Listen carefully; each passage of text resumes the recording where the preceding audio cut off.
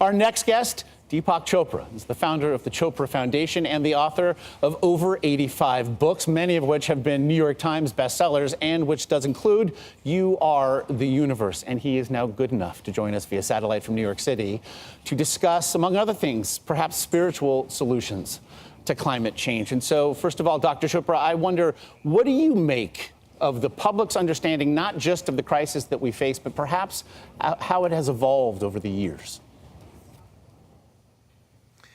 Well, the crisis has evolved over the years because we have been living in denial. We have not actually understood that what we call the environment is the biosphere that the earth is recycling as our body. The rivers and waters are our circulation. The trees are our lungs. The air is our breath. And if we don't understand the inseparability between us and the biosphere, in fact, the fact that we are an expression of the biosphere, then we are doomed to extinction.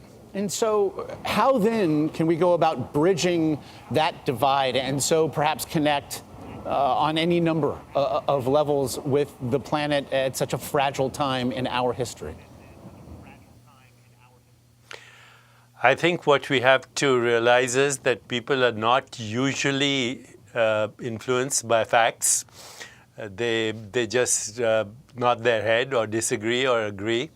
We have to create a new story, and the story has to be emotional. When facts are clothed in an emotional story of what is possible, either way, if we correct climate change or if we don't, and the story resonates with us in an emotional way, and for our children and for our grandchildren, then we have some hope. We need a new story, and we need to stop just brandishing facts before people that scare them. We have to inspire them to move to a new level of understanding so that we can all create a more peaceful, just, sustainable, healthier, and joyful world if we all come together globally.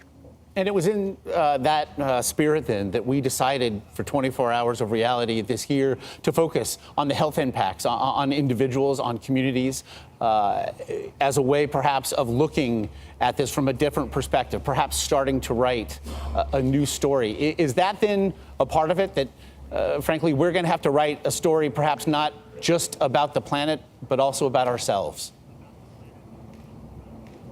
About ourselves, about our children, about our grandchildren, and what we can do for their future, because it's all connected. There's profound interconnectivity in the universe and on our planet and of life. So we need to understand that we cannot disrupt that, otherwise we'll rot or decay in our own filth.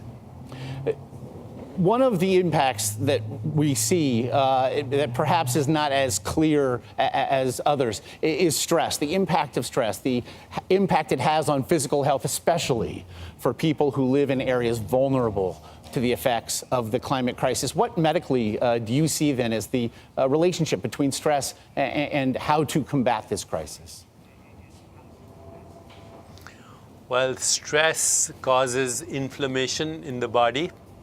And inflammation, low-grade inflammation, is the background in almost every chronic illness. Not just asthma with air pollution, but low-grade inflammation is connected to things like type 2 diabetes, metabolic syndrome, heart disease, cardiovascular disease, and even cancer. And so stress actually accelerates the onset of disease, and then climate change with pollution in our body exacerbates the inflammation as well. So what we need to do right now is see how do we cool the inflammation. Climate change is all about inflammation. And that inflammation is in our body, it's in our brain as well right now. So we have to correct this at the root level. Mental stress can cause inflammation, but so can environment. And you know, the implications of climate change are not just diseases that we may succumb to as a result of inflammation, but new epidemics with climate refugees, with mass migrations, with rising levels of the sea, there will be new epidemics, and they could lead to a lot of war and conflict and violence as well. So peace, social justice, economic justice, sustainability are all connected. There's a profound interconnectivity at the heart of all things, and we need to go back to the most fundamental level of our existence. And this is something I do teach, that if we can meditate and if we can cool down our minds, we will come up with creative solutions. There are already creative solutions all over the world with very smart people telling us what we can do to reverse it. But we have to come together and make this a great opportunity for a more peaceful and just and sustainable and healthier world. And Dr. Chopra, it's something you mentioned, if environmental justice has always been something perhaps that those fighting this fight in the climate crisis have focused upon. You also mentioned economic justice, and I wonder, what do you see as the relationship between the climate crisis we find ourselves in and consumerism, and can it, if in any way, be turned into something of a solution? Yes, I think so, because, you know, we're talking about economic justice, the sources of alternative energies, including the energy of the sun and the energy of the wind and the energy of the oceans.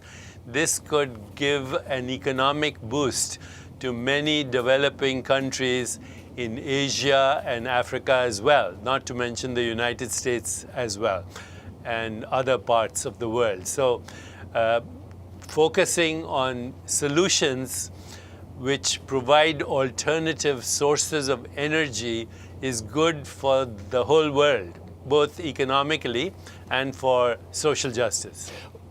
This is also, this is a topic that has become almost inherently politicized. I wonder then, looking at it from a perspective of the media, folks like myself, what more would you like to see in terms of the coverage of what it is that we discuss here?